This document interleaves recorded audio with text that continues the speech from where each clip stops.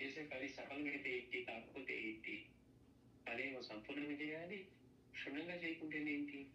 అంటే జీవితం అంటే ఎట్టి సంతోషం లేకుండా బానిసగా పని చేయడమేనా? అంటే మీరు చెప్పిన మాట కనుక ఆలోచిస్తే అంటే ఏం చెప్తున్నారు బాబా? మన బానిసగా జీవించమంటున్నారా? కోరికలు కొనుక్కోకూడదు, ఎవరిగా తీసుకోకూడదు, తప్పించి పని చేయాలి, దేవుని నామం ఉచ్చరించాలి, పోటీకి పడకూడదు, ఒత్తిడి కట్టకూడదు, పీజరాట్లు కట్టకూడదు. మరి ఏ పని చేసినా క్షుణ్ణంగా చేయమంటున్నారు. ఇవన్నీ అసలు ఎట్లా సాధ్యమవుతుంది? భయం వేస్తుంది. అంటే మనం ఎట్లా ఏమి లేకుండా, కోరికలు లేకుండా ఏదో బానిసలాగా జీవించడమేనా అని అనిపిస్తుంది. మరి ఏంటన్నారు? దానితోటి జీవితంలో మమకారాన్ని విడిచి బిడ్డల పట్ల సైతం మేఘాలు, సూర్యుడు, వాయువు, నీరు వలె నిర్లిప్తులమై తన ధర్మాన్ని నెరవేర్చుకుంటూ పోవాలట. మాట్లాడుతున్నాం. పక్క నుంచి మళ్ళీ ఎలా ఉండాలట? మా మోకాలను తగిలిపోకుండా బాధ్యతలు మాత్రం బిడ్డల పట్ల నిర్వర్తించేటప్పుడు ఈ నా బిడ్డ నా నుంచి జన్మ తీసుకుని చావటమే కాకుండా ఇప్పుడు నా బిడ్డ కాబట్టి ధర్మంగా చేసుకుంటూ పోవటమే, వాళ్ళలో కూడా ఆ చైతన్య స్వరూపమే ఉంది అనే విషయం గుర్తుపెట్టుకొని నిర్లిప్తులై ఉండి పోవాలట. మరి నా జీవితంలో ఏమి కావాల్సింది లేకుండా ఉంటే బాబాతో మనకి ఏంటి పని? అంటే బాబా ఎందుకు ఆశ్రయించాలి? ఆయన మన కష్టాలు కోరికలు తీర్చి మరి ఇది చేస్తారని కదా. అంటే మాస్టర్ అన్నారు ఈ విషయం ఇంతకు ముందే కొంత చర్చించాం అని చెప్పి మనకి మతం ఎందుకు మన గ్రంథంలో మనకేం కావాలి ఆనందం అనే అధ్యాయంలో కూడా ఈ కొత్త వివరించాను అంటున్నారు. అయితే మానవ స్థాయిలో మాత్రమే ఇంటి మత సంబంధమైన ఆధ్యాత్మిక జీవనం ఎందుకు అత్యవసరమైందో, క్రమ పరిమాణంలో జంతు స్థాయిలో ఎందుకు ఆవశ్యకం కాలేదో వివరించాను. ఇక్కడ చిన్న సూత్రం గమనించాలి అంటున్నా. ఏంటంట? జీవితంలో చదువుకోవడం కానీ, వృత్తి కొనసాగించడం కానీ, సాంసారిక జీవితాలు కానీ, ఆ బాధను నిర్వహించడం కానీ, బిడ్డను సాగడం కానీ, ఇవన్నీ సంతోషంతో మనిషి కొనసాగించడు. మనం అనుకుంటాం లేదంటే మేము అట్లా చేస్తాం, మేము ఇలా చేస్తాం, మేము ఎంతో గొప్పగా చదువుకున్నాం, గొప్ప ఉద్యోగం చేస్తాం, లేకపోతే బిడ్డల పట్ల ఎట్లా ఉంటాం ఎన్ని అన్నా చెప్పనివ్వండి. మనిషి మాత్రం ఇవేమి సంతోషంతో మనిషి కొనసాగించడం అత్యంత లేక చేస్తాడట. ఎందుకని? అవకాశం ఉంది శ్రీమంతుడైతే అలా నిరంతరం శ్రమించకుండా జీవించవచ్చన్న భావంతో సాధ్యం ఉన్నంత వరకు శ్రీమంతుడు కావాలని చెప్పి అటువంటి పాటలు పడతారు. తొందరగా కనుక మన ధనవంతమైపోతే పని చేయకుండా హాయిగా బతికేద్దామని అన్ని ఇప్పుడే చేసేద్దామని చెప్పి ఇప్పుడే అటువంటి పాటలు పడి జీవితాలను చేస్తాడు. అంటే ఇంటి కృషి కూడా శ్రమ అనిపిస్తుంది, పరాధీనత అనిపిస్తుంది.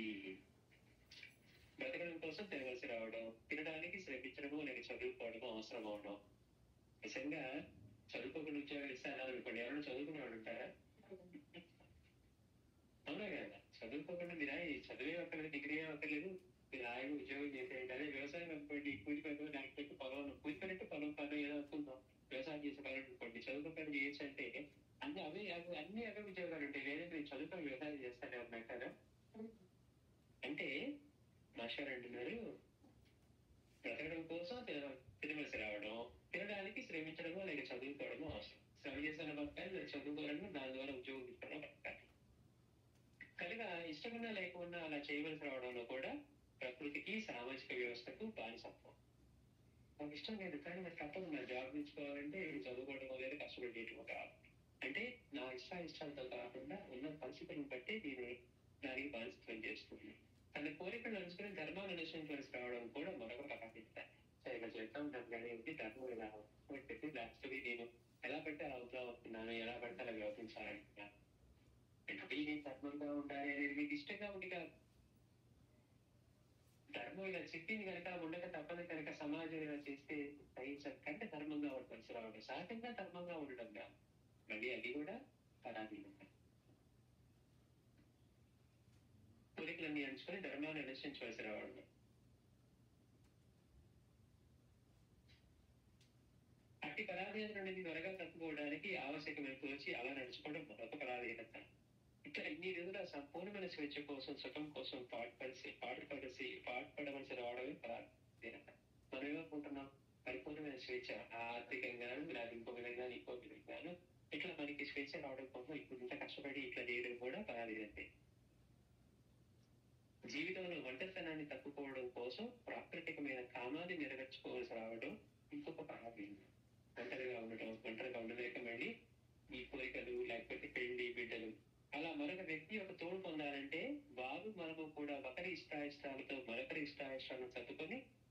విమోచన చెందడంలో కొంత స్వేచ్ఛను వీడి మళ్ళీ పరాధీనత ఉండాలి.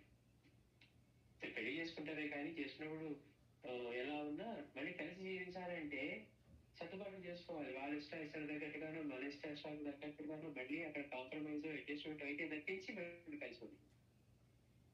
ఇదొక పరాధీనత.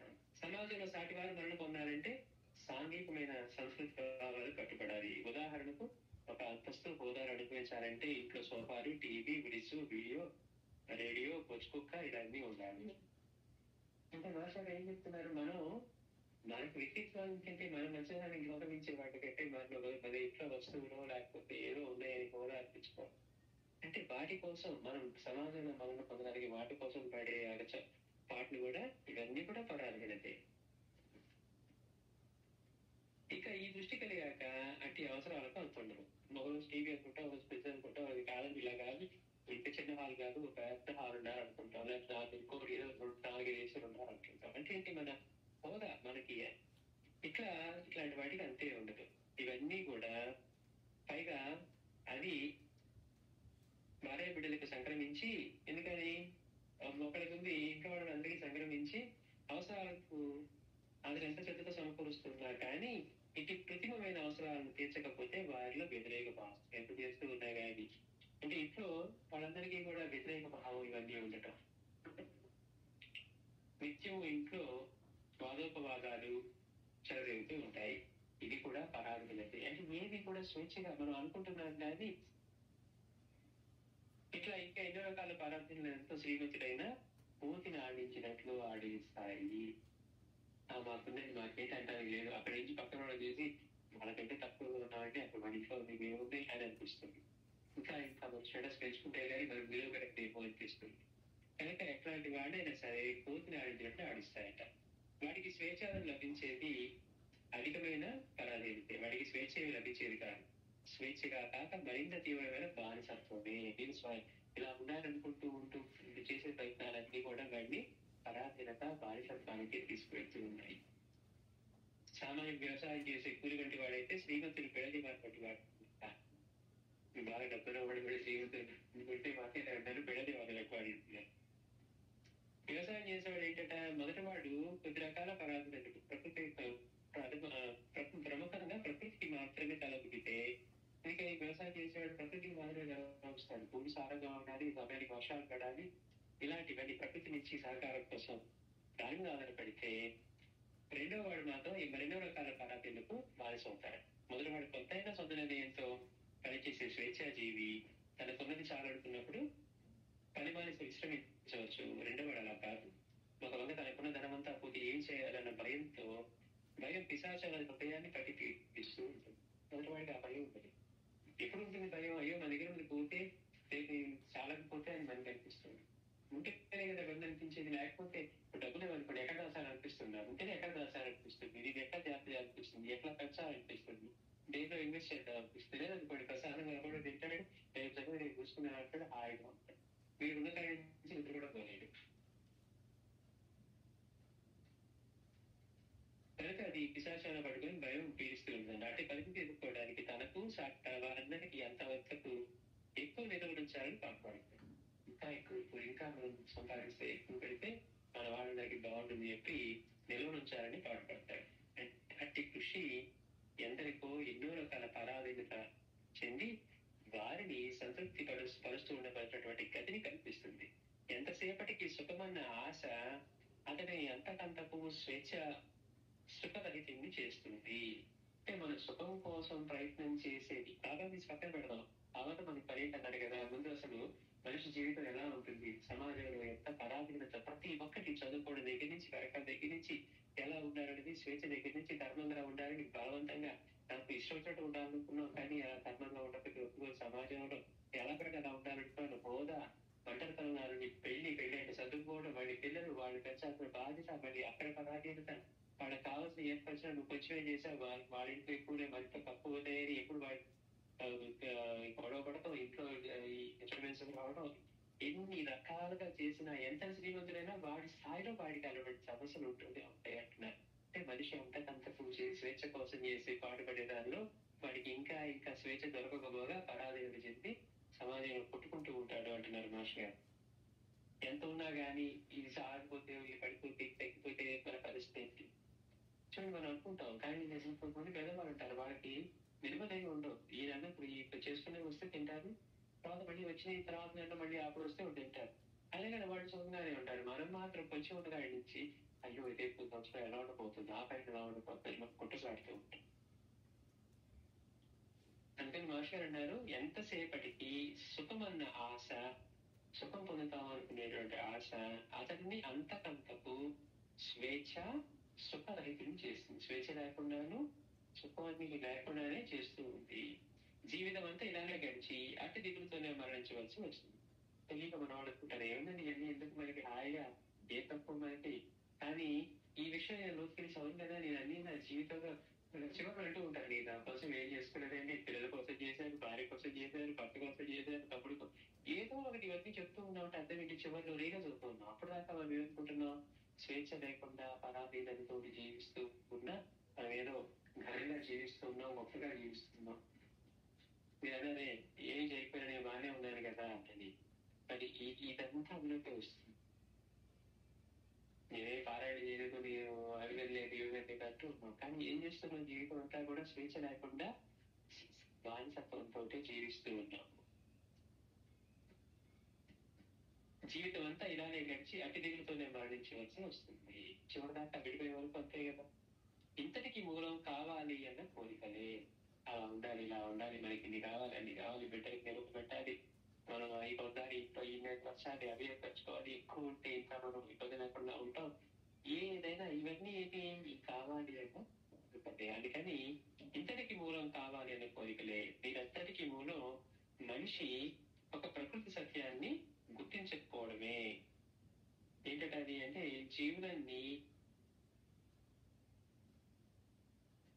ఆట అంటే ఇష్టపడతాయి. ఆటలలో ఎంతో శ్రమ పడాలి, అయినా అదెంతో ఇష్టంగా మనిషి ఆడతాడు. అవకాశం ఉండాలి కానీ ఎంతకాలమైనా అలా ఆటతోనే గడపాలనుకుంటాడు. ఎందుకని అందులో సహజంగా ప్రతిఫలం అనే ఆశ ఉండదు. ఆడుకోవడం అనే విషయంలో ప్రతిఫలం అనే ఆశ ఉండదు. ఆడగలగడమే ఒక సంతోషం. జంతువులు కూడా పరిగెత్తి ఆడుకోవడం చూస్తాం. జంతువులు కూడా పరిగెత్తి ఆడుకోవడం చూస్తాం. కారణం ఆటకు చివరి ప్రతిఫలం అనేది లేదు. ఆటలు కూడా ఆడుకున్న తర్వాత నీకు 100 రూపాయలు, నాకు 100 రూపాయలు అన్నా, లేకపోతే నాకు 50, అదేంటి నీకు ఎక్కువ నాకు తక్కువ మొదలెట్టింది. ఆట కూడా ఆట ప్రతిఫలం అనేది కనుక వస్తే. అందుకని జంతువుల్లో కూడా మనం పరిగెత్తి ఆడుకోవడం చూస్తాం. కారణం ఆటకు చివరి ప్రతిఫలం అనేది లేదు. ఆటలో కూడా తన జట్టు తనకే పాత్రను ఇస్తే దాన్ని వహించడంలోనూ, ఆట యొక్క నిబంధనలకు కట్టుబడడంలోనూ, గెలుపు ఓటంలోనూ కొంత పరాధీనత ఉన్నది. అయినా అది పరాధీనత అనిపించదు. ఆటలో కూడా ఓడిపోయినప్పుడు ఇవన్నీ అనిపిస్తూ ఉంటాయి. కానీ అయినా కానీ అది పరాధీనత అనిపించదు. కారణం ప్రతిఫలాపేక్ష లేకపోవడం వల్లనే. ప్రతిఫలాపేక్ష లేకుండా ఉంటే అప్పుడు అందులో గెలుపోవటంలో పరాధీనతే అనిపించదు. కళారాధన వంటివి కూడా ఈ కోరికే చెందుతాయి. ప్రతిఫలాపేక్ష లేకపోవడమే సుఖదాయకమైన జీవితాన్ని అలా గడపనున్న సాయి మాటలు మనం ఎందుకు కలగపరుస్తున్నాయి? అదేంటి కోరికలు లేకుండా జీవించండి అను, లేకపోతే ధర్మబద్ధంగా ఉండమను, శ్రమించి పనిచేయమను ఇలా చెప్తూ ఉంటే ప్రతిఫలాపేక్ష లేకుండా లేకపోవడమే సుఖదాయకమైన జీవితాన్ని ఇస్తూ ఉంటే అలా గడపమన్న సాయి మాటలు. ప్రేరణ మనిషి ప్రతిఫలాపేక్ష ఉండటం వల్ల ఈ జీవితం అంతా కూడా పరాధీనతతోటి మనం స్వేచ్ఛ లేకుండా జీవిస్తూ ఇలా మరణించవలసి వస్తుంది. కానీ వచ్చి కూడా ఆటంలో వచ్చేసరికి ఆనందంగా సంతోషంగానే ఉంటూ ఉంది, ప్రతిఫలాపేక్ష లేకుండా ఉంటాం. కాబట్టి మరి ప్రతిఫలాపేక్ష లేకుండా చేస్తూ ఉన్న జీవితం ఆనందాన్ని ఇస్తున్నప్పుడు అలా గడపని బాగా చెప్తే ఆ మాటలు మనకి ఎందుకు కష్టం అనిపిస్తున్నాయి? మనల్ని ఎందుకు కల్పరుస్తున్నాయి? జయాపజయాలు, లాభాలాభాలు ఆశించని సమభాగా నిలవర్చుకొని కర్మయోగాన్ని అనుష్ఠించడం అన్న గీతావాక్యం వల్ల ఎనలేని ప్రశ్నలు మన హృదయాల్లో ఎందుకు రేకెత్తిస్తాయి?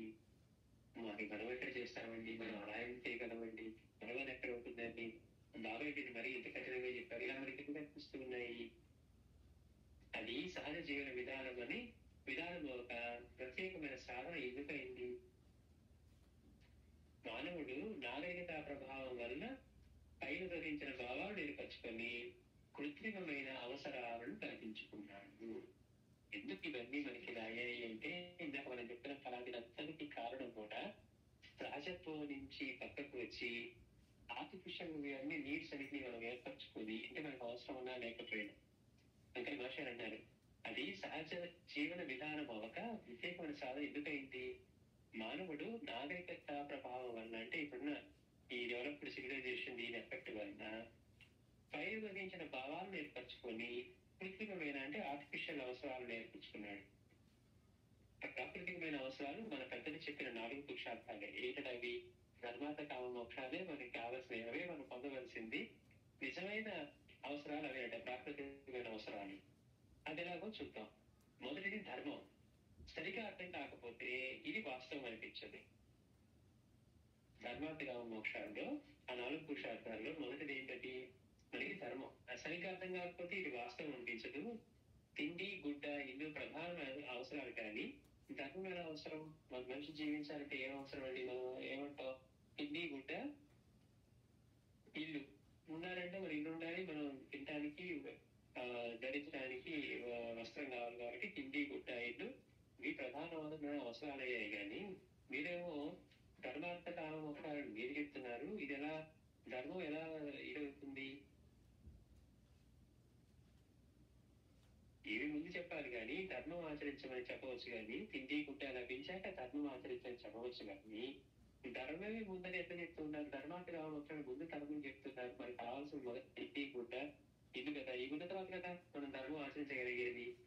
అంటే ఎలా అంటే, బ్రతకడానికి దారి చిక్కనప్పుడు మనిషి ధర్మాన్ని అతిక్రమించక ఏం చేస్తాడు? వాడు బ్రతకడానికి అవకాశం చిక్కలేదు అనుకోండి, వాడు ఏం చేస్తాడు? ధర్మాన్ని అతిక్రమించి జీవిస్తాడు కదా అంటారు కొందరు. కానీ సమాజంలో ప్రతి వాడికి తిండి గుడ్డ లభించకపోవడానికి కొందరు స్వార్థంతో ప్రకృతిలో లభించే వనరులను హస్తగతం చేసుకోవడమే కారణం. మనిషికి ఇంత స్వార్థం ఉండటం వల్ల అన్ని తన దగ్గరే ఉండాలి, తనకే ఎక్కువ లభించాలి, ఎంతకాలమైనా తనకి నిల్వ ఉండాలి, తన దగ్గర అన్ని ఉండాలని చెప్పి దొరికే వనరులన్నింటినీ కూడా స్వార్థంతో ఒక్కటే, అంటే ఎవరికి వాడు వాటిని నిల్వ చేసుకోవాలని, వాళ్ళ హస్తగతం చేసుకోవడమే కారణం. ముందు సూచించిన రీతిన పరాధీనత తప్పుకోవచ్చునన్న ప్రాంతిలోనే వీలైనంత కూడబెట్ట యత్నించడం వల్లనే, అందువల్లనే కొందరికి జీవిత అవసరాలైన తిండి కూడా కొరవయ్యేది.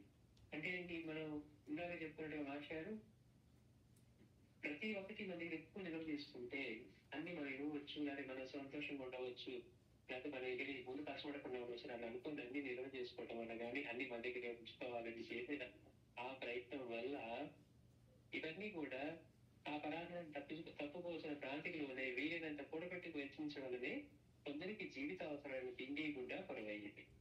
ఉత్పత్తి అధికమైన కొందరు సరుకులు రహస్యంగా దాచిపెట్టి వాటి వెలను కృత్రిమంగా పెంచడం వల్లనే నేడు అట్టి దుస్థితి ఏర్పడడం కూడా మనం చూడవచ్చు. అంటే అందరి వల్ల ఎవరికి వాళ్ళు దాన్ని ఎలా మనం అన్ని వెనక పెట్టుకుంటే, అన్ని మన దగ్గర ఉంటే అని అనుకోవడం వల్ల మిగిలిన వాడికి లేకపోవడం అనేది జరుగుతుంది. అలా పోగు చేసి వారి ప్రాప్తో అధికారాలకు వచ్చి వారికి తొత్తులుగా పనిచేసే ఈ నాయకుల వల్లనే, అంటే వినాయకుని వల్లనే అంటారు, సమాజంలో కృత్రిమమైన దారిద్ర్యం దాపిస్తుంది. ఇప్పుడున్న సమాజంలో చూస్తే మనకి ఇలాంటి కృత్రిమమైన దారిద్ర్యం ఎందుకు వస్తుంది? సాధ్యమైనంత వరకు మనమే దోచుకుందాం, మనమే దాచుకుందాం అని చెప్పి ఇప్పుడు ఉన్న నాయకులు కానివ్వండి, సమాజంలో ప్రతి ఒక్కరు కూడా, ప్రతి మనిషికి ఎలా అనిపిస్తుందంటే మన దగ్గర ఉంటే మనకు ఏ లోటు లేకుండా అవుతుందని సాధ్యమైనంత వరకు ఒకడే ఎవరికి వాళ్ళు ఇంకా ఎక్కువ దోచుకోవాలి, దాచుకోవాలి దగ్గర వచ్చేసరికి మిగిలిన వాళ్ళకి అవి అందకుండా పోతూ ఉంటాయి. అందుకని కృత్రిమమైన దారిద్ర్యం ఏర్పడుతూ ఉంది అంటున్నారు. అలా కాక ధర్మాన్ని ప్రధాన పురుషార్థంగా గుర్తించడం విద్య ద్వారా ప్రజలకు కనుక నేర్పితే ఇలాంటి సమస్యలు ఏర్పడుతుంది. కానీ ధర్మాన్ని నిర్వచించడం ఎలా? దేశకాలాలను బట్టి ధర్మం మారుతూ ఉంటుంది కదా. ఏది ధర్మమో ఏది కాదో నిర్ణయించి చెప్పడం ఎలా? వాళ్ళని ధర్మం అంటున్నారు, ధర్మాన్ని సాధించుకున్న తర్వాతే ఇవన్నీ అంటున్నారు. ధర్మమే ప్రధానంగా చెప్తూ ఉన్నారు. మరి అసలు ధర్మం అంటే ఏంటి? దాన్ని ఎలా నిర్వచించాలి? దేశకాలాలను బట్టి మరి ధర్మం మారుతూ ఉంటుంది కదా. ఏ ధర్మమో ఏది కాదని దేనికి చెప్పేది ఎలా? ఒక వ్యక్తికి ఒకటి ధర్మం అని చూస్తే మరొక వ్యక్తికి మరొక ధర్మం తోచవచ్చు కదా అనే ప్రశ్నలు వస్తాయి ధర్మం గురించి కూడా. అలా కాదు, తనకి ఇతరులు మాస్టర్ చెప్తాడు ధర్మం గురించి. అలా కాదు, తనకి ఇతరులు ఏమి చేయాలనుకుంటాడో అలా తాను ఇతరులకు చేయడం, తనకి ఇతరులు ఏమి చేయకూడదు అనుకుంటాడో అలా తాను ఇతరులకు చేయకుండాటమే ధర్మం అని మహాభారత, భాగవతాలు, బుద్ధుడు, క్రీస్తు, మహమ్మదు అందరూ చెప్పారు. కానీ ధర్మాన్ని ఎలా నిర్వర్తిస్తారు? దేశకాల పరిస్థితులు బట్టి ధర్మం మారుతూ ఉంటుంది కదా. ఒకరి ధర్మాన్ని ఒకటి అనిపిస్తే ఆకలి అయినప్పుడు మన దగ్గర ఏదైనప్పుడు దొంగలు తీయడానికైనా ఒక ధర్మమే అనుకుంటాడు. ఎందుకంటే వాడు ఆకలి తీసుకోవడం గొప్ప అనుకుంటాడు. అలా కాదు, అసలు మనం దొంగతనం చేయకూడదు ఇంకొకటి ధర్మం చెప్పాడు అనుకుంటే అంటే వాడా కూడా ఇటువంటి తేడాలు ఉంటాయి. వాడి అవసరాన్ని బట్టి వాడే ధర్మం అనుకుంటున్నాడు. అందుకని ధర్మాన్ని ఎలా నిర్వర్తిస్తారు మరి దేశకాల పరిస్థితికి అంటే మాస్టర్ చెప్తున్నారు, తనకి ఇతరులు, మనకి ఎవరైనా ఇతరులు ఏం చేయాలనుకుంటాం అలా తాను ఇతరులకు చేయడం. ఏమిటి నాకు అందరూ కీడు చేయాలి, చెడు చేయాలని మనం అనుకుంటాం కదా. మన అందరూ మేలు చేయాలి, మంచి చేయాలి అనుకుంటాం. అందుకని తనకి ఇతరులు ఏమి చేయాలనుకుంటాడో అని తాను ఇతరులకు చేయడం, తనకి ఇతరులు ఏమి చేయకూడదు అంటాడు. మనల్ని బాధించకూడదు, లేకపోతే మనకి కీడు చేయకూడదు, చెడు చేయకూడదు అనుకుంటున్నాం కదా, అది మన ఇతరులకి చేయకుండా ఉంటాం. దీన్నే ధర్మం అని మహాపురుష భాగవతాలు, బుద్ధుడు, క్రీస్తు, మహమ్మద్ అందరూ చెప్పారు. ధర్మం అంటే బేసిక్ గా మనకి ఇతరులు ఏమి చేయాలనుకుంటారో ఇతరులకు చేయడం, మనకి ఇతరులు ఏమి చేయకూడదు అనుకుంటారో అది మన ఇతరులకు చేయకుండా ఉండటం అనేది ధర్మం అని బేసిక్ ధర్మంగా చెప్పారట. అలా చేస్తే ప్రతి వారి ఆంతర్యము అలానే చెప్తుంది. ఏ కాలంలోనైనా, దేశంలోనైనా, ఏ వ్యక్తిలోనైనా అలానే తోస్తుంది కనుక ధర్మం శాశ్వతం. అలాంటి ధర్మాన్ని కేవలం ఏ కళాశాలలో బోధించడం చాలదు. సబ్జెక్ట్ చదువుకున్న మనకి ఏం గుర్తుంది? ధర్మాన్ని కూడా కళాశాలలో బోధించారనుకోండి, అలా బోధించడం వల్ల చాలదు అంటున్నారు. ఏ కుటుంబానికి ఆ కుటుంబం బిడ్డకు బెంతో పెట్టిన విద్యగా నేర్పాల్సిందే. చిన్నప్పటి నుంచి ధర్మాన్ని వాళ్ళకి నేర్పించారనుకోండి పిల్లలకి, అది అప్పటి నుంచి ఫౌండేషన్ గట్టిగా పడి వాటి ధర్మం అనేది అలవడుతుంది. అంతా మనం ఇష్టం వచ్చినట్టుగా ధర్మం గురించి తెలియకుండా పెంచేసి కాలేజ్కి వచ్చాక ధర్మం అని చెప్పారనుకోండి, వాడు సబ్జెక్ట్ గా చదువుకుంటాడే కానీ జీవితంలో దగ్గర ఆశలు ఉంటారా. అలా బాల్యం నుండి అనుక్షణం జీవించడం ద్వారా నేర్చిన దానిని ఏది వచ్చిన తర్వాత తేలిక మందులు వచ్చి చెదరగొట్టలేదు. చిన్నప్పటి నుంచి నేర్పినవి ఒక్కసారిగా తర్వాత పెద్దగా చెడగొట్టలేవు. అందుకని చిన్నప్పటి నుంచి కూడా ధర్మం గురించి బిడ్డకి వెనతో పెట్టే విధిగా చెప్పాలట. ఏదో కళ్ళకి సబ్జెక్ట్ లాగా, ఫిజిక్స్ లాగా, కెమిస్ట్రీ లాగా ఉంటే కాదు. అందుకని చిన్నప్పటి నుంచి నేర్పిన దానిని ఏ యోచన తర్వాత తేలిక మద్దతు చెదరగొట్టలేదు. స్త్రీ పురుష భేదం భౌతికమే కదా, అటువంటిప్పుడు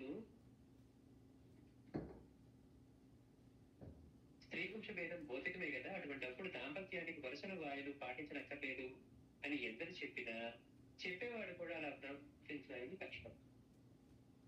ధర్మాన్ని చిన్నప్పటి నుంచి చెప్పడం వల్ల స్త్రీ పురుష భేదం అనేది సహజమే కదండి, భౌతికమే కదా, ఫిజికలే కదా అన్నా కానీ అటువంటిప్పుడు కూడా దాంపత్యానికి వరుసలు వాయులు పాటించక్కర్లేదని ఎందరు చెప్పినా చెప్పేవాడు కూడా అలా ప్రవర్తించడానికి కష్టపడతాడు. అంత బలీయం అలాంటి తగ్గకపోవడం చిన్నప్పటి నుంచి జరిగింది అనుకోండి. కాబట్టి కులమత వరకట్నాలు అధర్మం అని ఎందరూ నాయకుడు ఉపన్యాసాలు పెంచినా తమ వారికి మాత్రం వాటిని కాడుతుండగా పాటిస్తానే ఉన్నారు కదా. అలా ధర్మం కూడా జరగాలి అంటే చిన్నప్పటి నుంచి జరిగేదాన్ని యోచనతోటి తర్వాత అది తెలియకపోదు. కాబట్టి ధర్మం గురించి చిన్నపిల్లలు సాధించే నేర్పు వస్తే పరిశీలించి, ఇప్పుడు చిన్నపిల్లప్పటి నుంచే నువ్వు తినే ముందు నలుగురికి ముందు లేదా చోటు నీ పక్కన వాడికి పెట్టి అనే అలవాటు చేశారనుకోండి, వాడి ప్రత్యేకంగా అలానే చేస్తాడు. అసలు వాటి ఆలోచన లేకుండా చేశారనుకోండి, ఎంతసేపుడికి వాడి స్వార్థమే వాడు చూసుకుంటాడు. అందుకని ధర్మాన్ని చిన్నప్పటి నుంచి నేర్పాలి, బిడ్డలకు నేర్పాలి. ధర్మం అనేది మనకి ప్రధానం. ఏ కాలంలో అయినా, ఎవరికైనా, ఎప్పుడైనా ఎవరికైనా అదే అనిపిస్తుంది. ఏమని మనకి ఇతరులు మంచి చేయాలనుకుంటాం, దాని కాలం మారింది, నాకు అందరూ చెడు చేయాలని అనుకుంటాం. ఏ కాలంలో అయినా మనకు అనిపిస్తుంది మనకి ఎవరైనా కీడు చేయాలి అని. అంటే ఎప్పుడైనా కానీ అదే మూల ధర్మంగా ఉంది కనుక మనకి ధర్మంగా ఉండటం అనేది ప్రధానమైంది అంటున్నారు మనిషి.